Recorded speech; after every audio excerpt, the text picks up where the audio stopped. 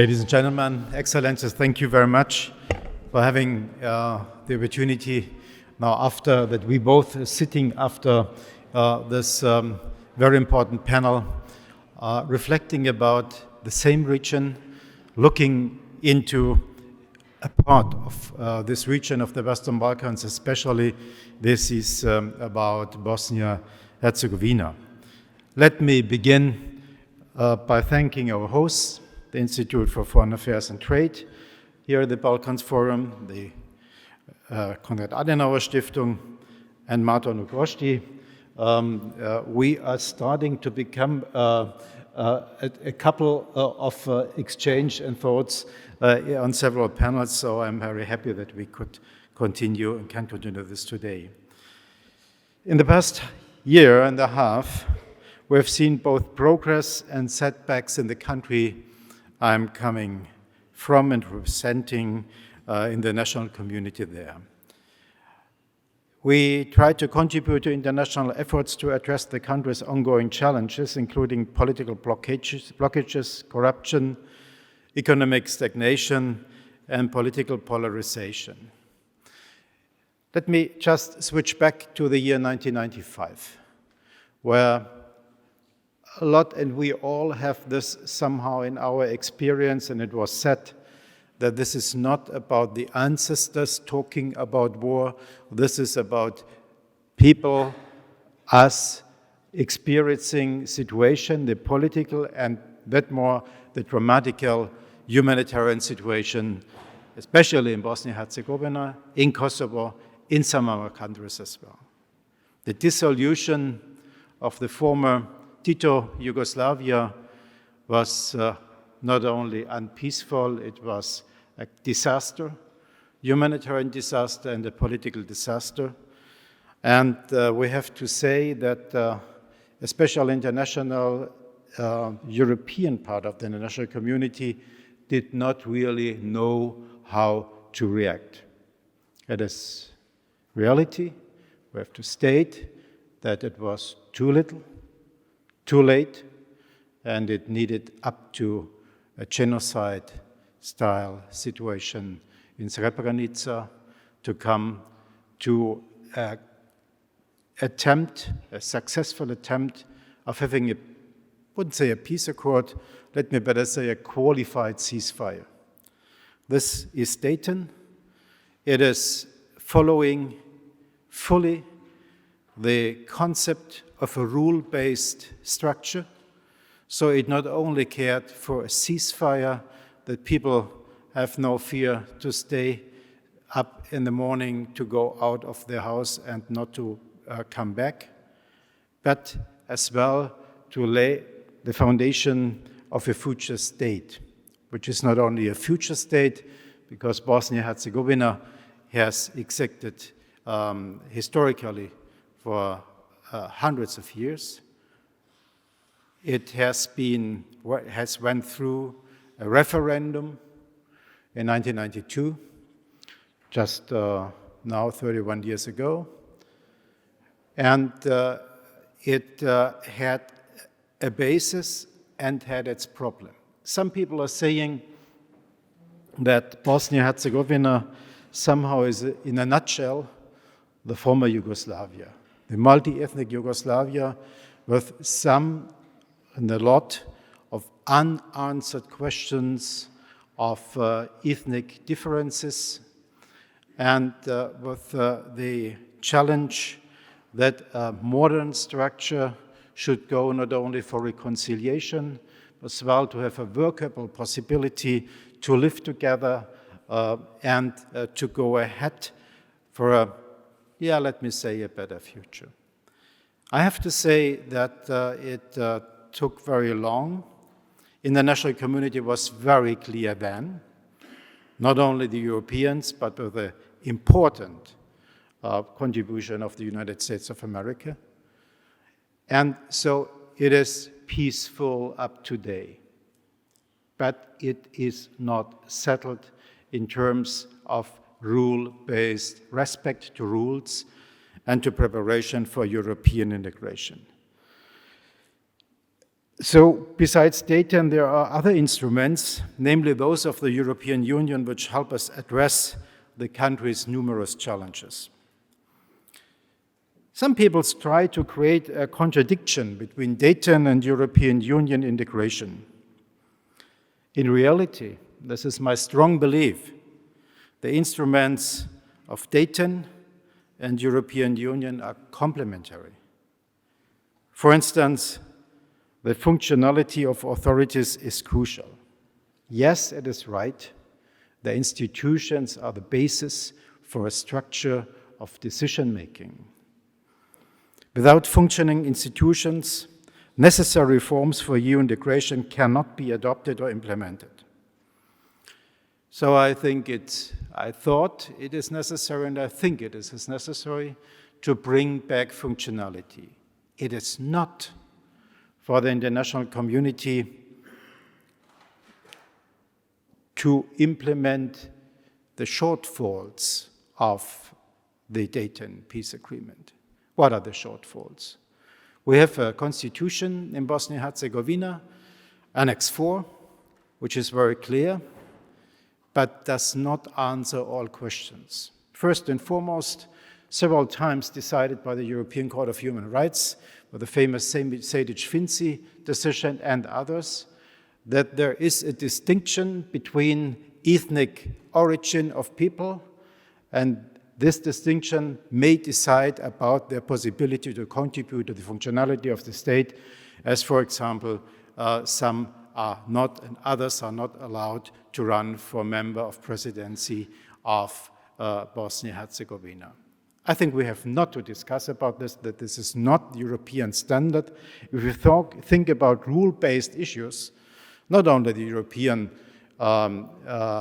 Council and the European Court of Human Rights bringing us, these are the basic requirements of the Copenhagen criteria, which European Union has set and based. So it is to work on this, to make this, to implement this. Since 15 years, starting with Stefan Füle and his attempt, the then European Union Commissioner for Enlargement, to have April package, Budmir package, and package, and package, and package. But the packages never have been unwrapped. They have been closed and they have not been implemented. And this is up to last year. This has been the situation. I just want to remind that up to May last year, October elections, there was an intense debate ending in Neum and Sarajevo about implementing transparency and some other issues. It is not on the Dayton institution, not on me, to implement this. It's only to facilitate, and if basic things are not agreed, to go through in respect of the development of the country. So I think we should see that the candidate status, which is just not linked like the other sitting represented countries here of the Western Balkans, which are negotiating already with European Union, may be able to report that they have already, I heard, 45% of the acquis communautaire already put in its legal framework, national framework, that this is just the start. There is a need to come and to prepare the country and the political willingness of the country to go ahead for European integration. So I would suggest not to use the slogan "from Dayton to Brussels," but rather "through Dayton to Brussels." Because basically, the intention of Dayton as a rule-based structure, with all its shortfalls, but basically it is, and it was successful and is successful, it has to be transformed to a self-decided development of the country, of the elected bodies there, to Brussels to be part of an integration of European Union. And I may allow one sentence. We have heard that Western Balkans is integrated part, and we should talk about enlargement, definitely not only talk. Why? Because if European Union could not manage to deal with some challenges, with special challenges in the Western Balkans, nearly focused on in the country I'm in now, is that we have to understand that we need sometimes appropriate approach to this. So this needs a little bit more pragmatic approach. I wouldn't say to lower levels, but if we just want and wait and see what is the decision, when is the decision come, checklist, and then you can become member of European Union, I think this is not sufficient. We have to deal with two questions. The first is the question of territorial integrity and respect. Unfortunately, we see in Republika Srpska, one of both the two entities, we have 2.5 if I refer to Brčko, I hear too few commitment to the wealth of Bosnia and Herzegovina and its people, and too much about some separate understanding of what to do this and how to do it. This includes taking legislative actions in fields which are definitely given to the state, Bosnia and Herzegovina. So it is unavoidable that my executive instruments have to be used. So I had to block one of these legislative acts of Republika Srpska just 2 weeks ago. I'm very thankful that the Constitutional Court of Bosnia and Herzegovina followed this, my decision, in the same intention and with the same reason. I said this is about state property. By the way, something the other former states now coming from the former Federal Republic of Yugoslavia, they have done it 20 years ago, 25 years ago. In Bosnia and Herzegovina, this is not yet set. The second challenge is right now that BiH is somehow at the crossroads to become a stable, prosperous country that is irreversible on the EU path. We have to dissolve some concrete of organization. The concrete, which is blocks and sometimes has no dynamics in.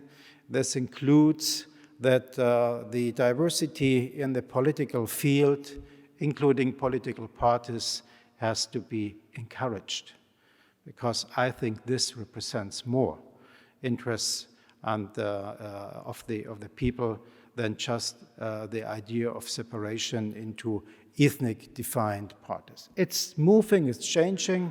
There is some progress I can report. I don't know whether this is sufficient.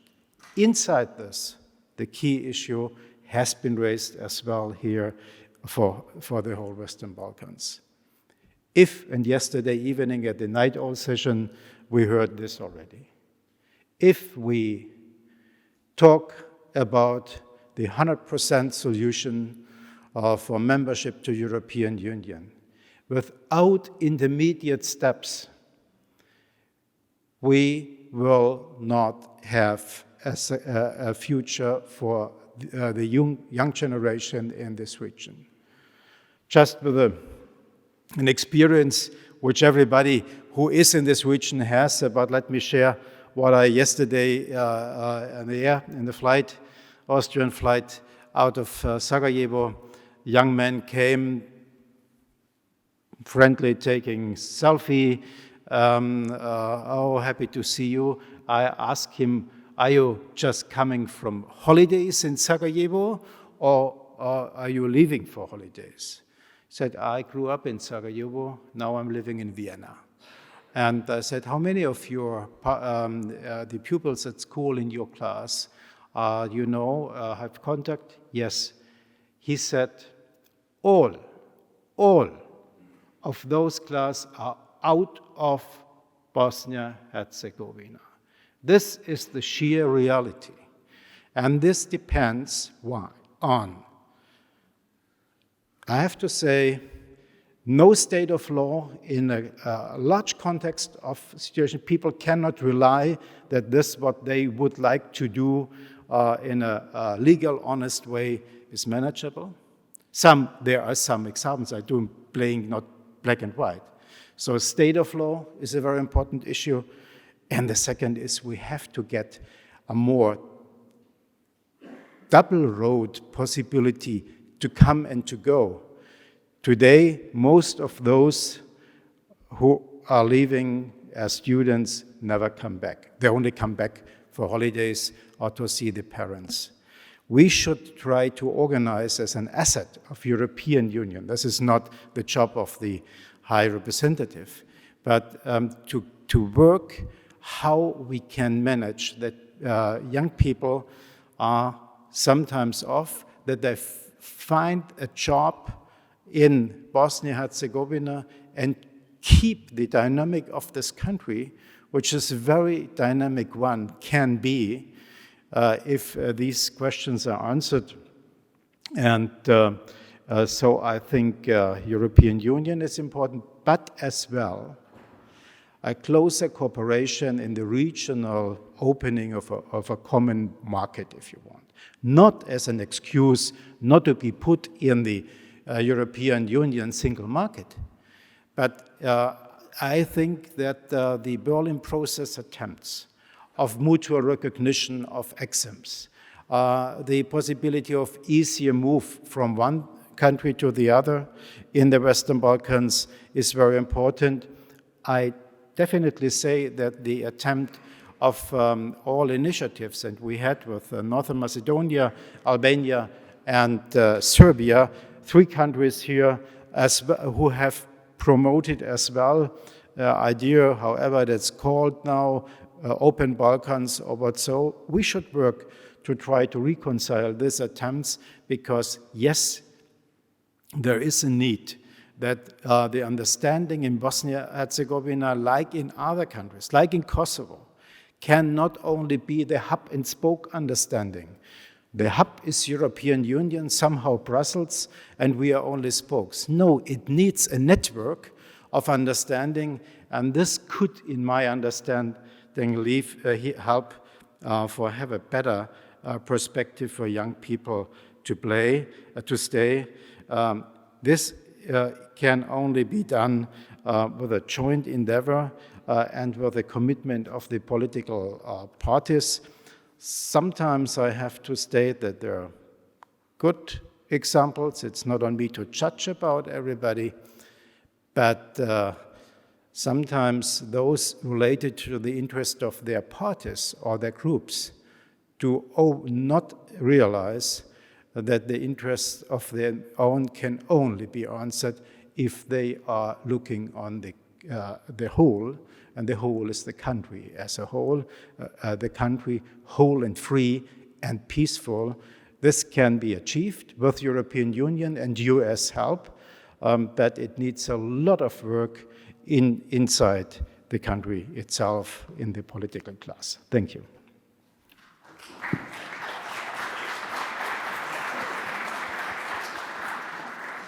Thank you very much, Mr. High Representative, for these remarks, and it's great to have you back. I have to be honest, and if I may share a personal note, this morning I was trying to remember the last time we met about 1.5 months ago, so I wouldn't wear the same tie again, because that would look weird in the pictures. But I think the fact that you're here once again in Hungary shows that kind of a joint work that we are trying to do in the Western Balkans to bring stability and prosperity, which could also address this striking problem that you mentioned from the flight here, that actually no one from a high school class stayed in the country, and that's a major issue. And obviously, lots of things have happened in the last 1.5 years since you took office. And a year ago, we were having this conference on the second day of the war in Ukraine. And back then, nobody could really assess that how long this will last, what kind of impact it will have on the Western Balkans and in Europe. And I unfortunately cannot suggest that a year after we know that how this is going to end and what kind of impact it will have on the Western Balkans. But so far, I think the worst case scenarios were not realized. So the Balkan did not become more unstable as a result of this. However, we do see some problems emerging. And I was wondering that residing in Bosnia and Herzegovina and being responsible for it in a certain way, what kind of internal processes are you sensing and feeling and understanding when it comes to the impact of the war on this country? And may I refer to another point that you made in your introductory remarks, that the Dayton Accords are imperfect, but they're still an accord which brought an end to fighting. And people are at least not dying on a daily basis. So I was just wondering that whether this kind of an experience adds to the complexity of the problems that we see in Bosnia and Herzegovina at the moment, especially if we look at the great power interests in the region. Thank you very much. I see that we have among the generation who has experienced the war and the young generation a lack of confidence and trust in, not in a peaceful development, but in an accountable development in the country. So I wouldn't like to go only look into the back, we have to look in the future. But what are we missing? We are missing that the harsh and necessary process of being honest one to each other about history has not taken place. And me as a German, I can report about some necessities, including some debates with the elder generation, the war generation, what has happened there and why and so on. This is not easy, and this is not the good and the bad. It's about building a society, and we have not managed. It's not your international community only, but we should encourage those who are now as well not starting, but helping to go this process. So I think this could build confidence, and the other part is to give another picture of somebody who said, was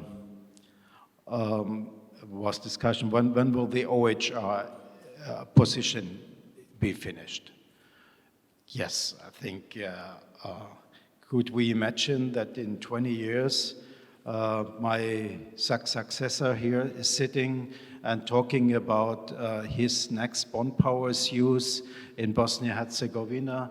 I think we have to see that this has to be somehow really transferred to the people and to the European status and standards. So I think there has been a change. But today, in this year, I learned about EUFOR Althea and about OHR. One point came, tell us, when is EUFOR Althea leaving? When are you leaving? I said, we have no intention now, there's no decision. He said, I only want to know this because tell me the date, this is the very date when I'm starting pack my suitcases. So this is about confidence and reassurance that the international community will not a second time, if anything happens, being too little, too late. I think this is very important. This comes probably more to security in the context of the Ukrainian war. And the reflex, people cannot be comfortable. So we need some clear message, yes, we will be with you, but not in the sense of dominating you, just safeguarding that your development is on you and you can decide, and nobody influential aggressor or what else. And do you think the war has changed the calculus of the different domestic political players in Bosnia and Herzegovina in a sense that now the stakes are obviously much higher than they used to be? So if you say something as a leader of one of the communities, it does matter. And if you do something, it does matter. And it's in a completely different perspective, because right now nobody can say that war is unimaginable on European soil. Did that change the behavior of your partners? I would misunderstand this if you would invite me just to comment on Mr. Dodik now. Absolutely not. Now, there is an awareness, and I think if we would have a referendum in Bosnia and Herzegovina, is there anybody physically or politically supporting this war? I think this would be a 99% outcome of the voting. Some have to manage the, let me say, traditional relation to Russia, and to translate, this is not a traditional relation to Vladimir Vladimirovich and Mr. Lavrov, but this is a cultural relation which nobody has to comment on. So I feel that beyond all debates, some are just going on a move in understanding what the people's desire is. And having had and heard Foreign Minister Dačić here, it's very important that the position of the Republic of Serbia is clear as it has been with the support of the General Assembly of the United Nations resolution. So this is some indication for some political players that they as well have not that many arguments to act against. Another point you have raised during your remarks was the perspective of EU membership for Bosnia and Herzegovina. And as we know, the candidacy membership, the EU candidacy status was granted to the country last year. And obviously our government thinks that it was long overdue and should have been done much earlier. But I was wondering, as somebody who is on the ground seeing the problems of this country on a day-to-day basis, what do you see as the biggest obstacles for Bosnia and Herzegovina to attain full EU membership, apart, of course, from the reluctance of the EU to accept any new members anytime soon? Thank you. Mr. Ugrósdy, exactly 6 or 8 weeks ago, when we sat together in the same manner in this capital, probably I have already referred to my personal experience, and I don't want to bother you, but to repeat, I will never forget having had an opportunity to meet the newly elected Prime Minister of Hungary, Viktor Orbán, and his question to me, tell me, how long is Hungary 5 years away from membership in European Union? How many years are we 5 years away? We came to the understanding of the Big Bang then. We said we have to bring all member states, applicant states, together into European Union. There are not only political reasons, technical and somehow legal reasons to do it. So I think we should have this idea as well revisited for the Western Balkans. It's more complicated, but if you see that the 6 countries in the Western Balkans are more related to each other than the 10 or 11, I forgot, member states from Estonia to Hungary have been. Estonia and Hungary have a relation, but but it was not so close. I would say, why not now having this approach? Yes, there's a political impact but it would give more accountability on the process. Well, I think one of the reasons that this question keeps coming up all the time is that we do need solutions to these impasses, and this might be one of them. So saying it again and again might actually lead to some results sooner rather than later.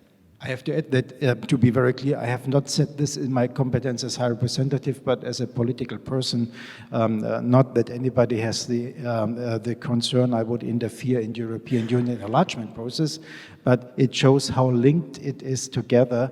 All is about, in Bosnia and Herzegovina, about European Union, yes or no. And this is, I think, we need an option which is visible. And do you think that, and sorry for being very blunt here, Bosnia and Herzegovina is up to this task? Because even last night in the NATO session, it came out that the frustration with the ever further EU accession is being reduced, and neither of the political elites of these countries are so enthusiastic as they used to be, and the EU membership seems fading away a little bit. So can we keep the cooperation, and by we I mean the European Union at this time, can we keep the enthusiasm and the cooperation of the Western Balkan states if we have a lack of credibility in that regard? I would say there is a basis of, there's a momentum is kept. But I see, unfortunately, that this is not responded in all parts of the political class. Not to criticize him, just observation. 1st of March, just 1 week ago, in Sarajevo, reference to the referendum of the 1st of March, 28th of February 1992. There has been one speech of one member of the presidency, Sejko Komšić, which was a speech referring to 1992, the times that one has to defend and to stand together, and the international community should be off. And there was not one sentence about European integration, not one sentence about NATO membership. And I think we should undergo the challenge that we have to explain as political responsible persons what lies ahead. And so I would suggest, I repeat, I do not criticize, that's not my job to criticize this, except there is an anti-Dayton behavior. This was just somehow representing the tendency in some political parts of the public that some are forgetting by defining the situation of the past where they want to go in the future. And this is what we deserve to do. So momentum is there. It has to be, let me say, brought to the surface, the political surface. And so I remain slightly optimistic. I think it's always important to remain optimistic, and I think we share your optimism there. And this brings us to my final question, and we have to wrap up after that because of time constraints. But what kind of future do you see for Bosnia and Herzegovina? And once again, coming back to the story you mentioned, if everybody is voting to leave the country and become an EU citizen as they relocate into Western Europe as guest workers, most probably never to come back, what does that mean to Bosnia and Herzegovina in the long run? Will there be any people left? And once again, sorry for being very blunt there, but will there be any people left who could run this country properly with a functioning economy, a social system, and so on and so forth? We have to find a special answers to this challenge. We cannot do like your country experienced, the others. You have long years of transition, adaptation, and so on. I would suggest that we have this regional cooperation closer done.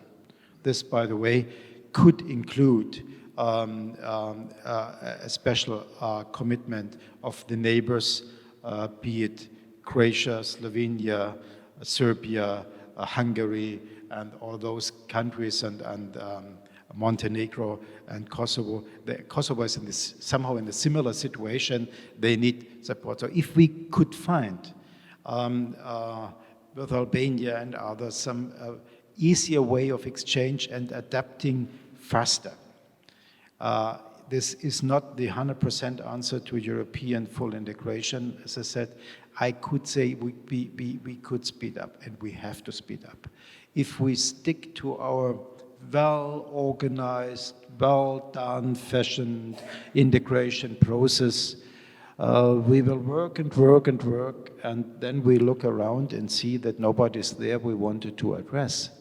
So this is my blunt part I allowed me to say. Regional cooperation, lowering in some areas, including in the coming and going, you will not be able to have a similar economic situation like it is in other countries. But if we would, for example, have more investment of European private sector, this would be very good. I'm sure that a lot of people are saying it's not about the salary, it's about the conditions of living. And do I have a job which is, has some perspective? So I think we can do this investment program more. We need, let me say this as a former Minister of Transportation, we need definitely more railways in this wonderful valley and mountains region. And let us suggest not to ask the Chinese to build it, but just to have a European investment there. Increasing the attractivity to stay and to go and come back. This has to be the mission, not to come to the idea that we would be able just to turn the direction of the flow of water. Water goes down the hill and not up the hill. But you can just keep some water there in terms of economic capabilities. And I think when my bosses are talking about connectivity, this is what they also mean, that we have some work to do, we have to build things, we have to cooperate more closely in the field of economy, as well as some political goodwill on all sides to proceed. And if you allow, and we have to make one message to those being involved in getting this, investing this money, international boards and so on, to say, but friends, whoever profits from this money, to be very clear, if this is in black pockets, we taxpayers, European taxpayers, we do not want to have this. And I, as High Representative, I do not want this because this is anti-Dayton. We have to keep state of law. So I would suggest that we have a conditionality in investing, saying yes, but European framework, European commitment, and not just supportive to overdone public sector in Bosnia and Herzegovina. And I think this is the exact point when we're going to pick up the conversation the next time you will be in Budapest, which we hope will be very soon. Thank you very much, Mr. High Representative, for coming again to both to this conference and to Hungary, and we are very much looking forward to the cooperation with you in the future for Bosnia and Herzegovina, which is prosperous, stable, and beneficial for everybody, including the investors in the long run. Thank you very much. I think this wraps up the